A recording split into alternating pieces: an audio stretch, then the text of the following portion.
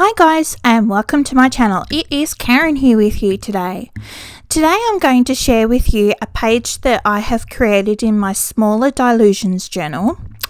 And I'm starting off with some gesso.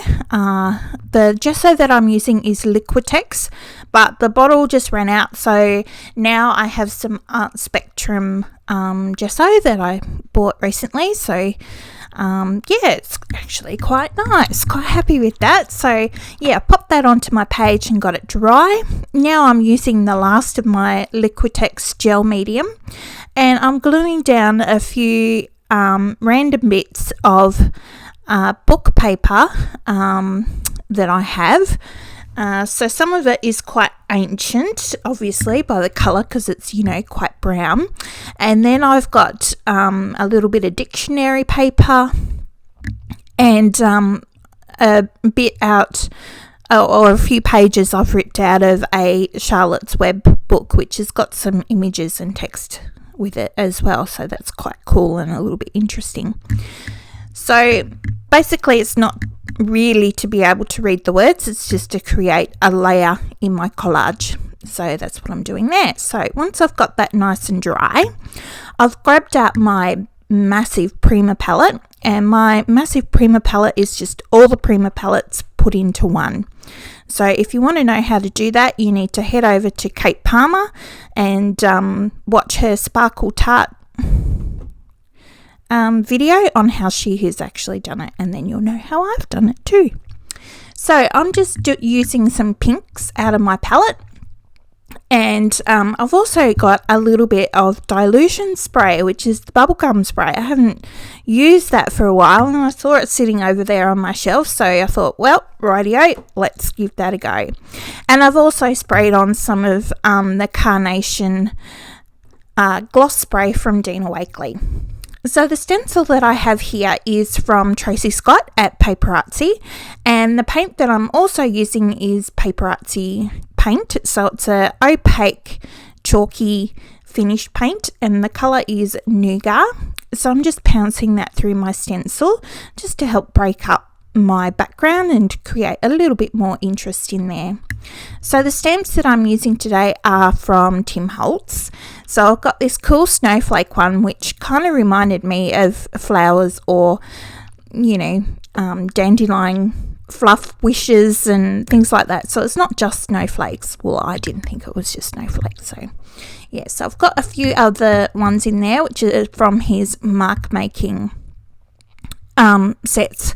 So I've just stamped that with archival ink in jet black. Now the images that I've got here are actually from Etsy. I'll put a link in the description box below, and they are by Tandy Art. So these are some of the recent ones that she's come out with, and it's called When I Was Little. So I've bought 2 packs, 2 complete packs, so you can do what you want. There's lots of different choices down there if you would like to get them. So I've just printed them out onto some digital silk paper, which I get from Officeworks, and I've just fussy cut them out. So I've found a quote that I really liked, and I was just going to write it, but it kind of got a bit lost on my background. So because it was Posca, I just wiped it up quickly, and then I decided that I'd knock my background back a bit by adding some a little bit of gesso over the top. So I've just used my finger and just finger painted that on. And now once I get that dry, you'll see some of the Dilutions ink start to waft up through the gesso, which is quite cool. So I'm going to do a little bit of Megan Winslow Quinlan quote making here, and I've got my black gesso out, so I'm just going to paint some black gesso lines, and I'm going to do my lettering in white, so it will really stand out and you'll be able to read it much better than if I just wrote it directly onto the page like I was originally going to, but I changed my mind. So first of all, I'm going to use my white Signo pen just to get a bit of a feel of how I want my letters to be, check out my spacings, and to make sure that it's all going to fit. So the quote is, "She's a little wildflower with a lot of warrior." So that's a cute little quote, I thought, so I'm just going to put it on there. It did have another word on the end of it. I can't remember what that was, but it wouldn't all fit, so that's why I put little love hearts at the end and the beginning, just to fill up those little gaps. So now I've got my Posca paint pen, and I'm just going to go over my Uniball Signo just to thicken up those lines and to make it more readable so that you can actually see what I've done there. So yeah, and because I've used that Dylusion